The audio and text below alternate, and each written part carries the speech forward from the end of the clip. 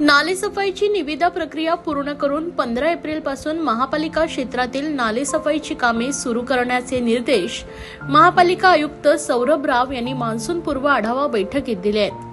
त्याचबरोबर अति धोकादायक इमारती रिकाम्या करण्यासाठी कृती आराखडा तयार करण्याच्या सूचनाही आयुक्तांनी दिल्या आहेत। मान्सूनपूर्व तयारीचा आढावा घेण्यासाठी बुधवारी सायंकाळी महापालिका आयुक्तांच्या दालनात बैठक झाली आहे। या बैठकीस अतिरिक्त आयुक्त 1 संदीप माळवी, अतिरिक्त आयुक्त 2 प्रशांत रोडे, नगर अभियंता प्रशांत सोनाग्रा, सर्व उपायुक्त, सर्व सहाय्यक आयुक्त, वरिष्ठ अधिकारी उपस्थित होते।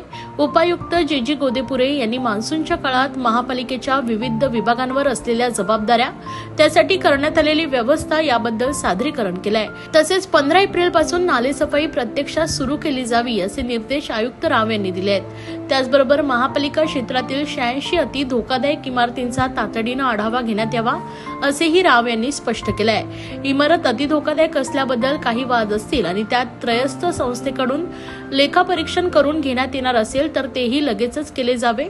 त्यांच्या अहवालाचा पाठपुरावा करावा। अति धोकादायक इमारती रहिवासी राहत असतील तर त्या इमारती रिकाम्या करण्यासाठी आतापासूनच प्रयत्न करावेत।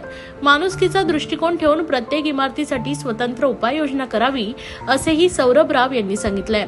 अति धोकादायक इमारतींबाबत जनजागृती करावी। इमारत जीर्ण होत असेल तर त्यात कोणकोणती लक्षणं दिसतायत याचीही माहिती नागरिकांपर्यंत पोहोचवण्यात यावी अशाही सूचना आयुक्तांनी दिल्या आहेत। वंदना एसटी स्टँड सारख्या सकल भागात पाणी साचू नये, त्याचा जलद निचरा व्हावा यासाठी काही उपाययोजना केल्या जात आहेत याचीही माहिती या बैठकीत आयुक्तांनी घेतली आहे। मान्सूनच्या काळात सर्व प्रमुख अधिकारी, आपत्कालीन सेवे ज्यांच्यावर जबाबदारी आहे असे सर्व अधिकारी आणि कर्मचारी यांचे मोबाईल कायम संपर्क क्षेत्रात राहतील आणि त्यावर तत्काळ प्रतिसाद दिला जाईल याची दक्षता घेण्याचे निर्देशही आयुक्तांना दिलेत। या बैठकीनंतर ठाणे महापालिका मुख्यालयालगत असलेल्या आपत्कालीन व्यवस्थापन कक्षाला आयुक्त सौरभ राव यांनी भेट दिली आहे।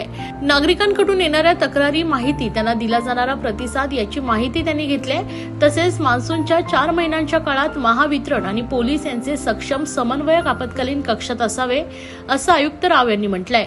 त्यासाठी संबंधित यंत्रणांशी संपर्क साधून नियोजन करण्याचे निर्देश त्यांनी दिले आहेत। उत्तम समन्वयामुळे जलद प्रतिसाद मिळून आपत्तीची तीव्रता कमी होते असं आयुक्त राव यांनी स्पष्ट केलं आहे।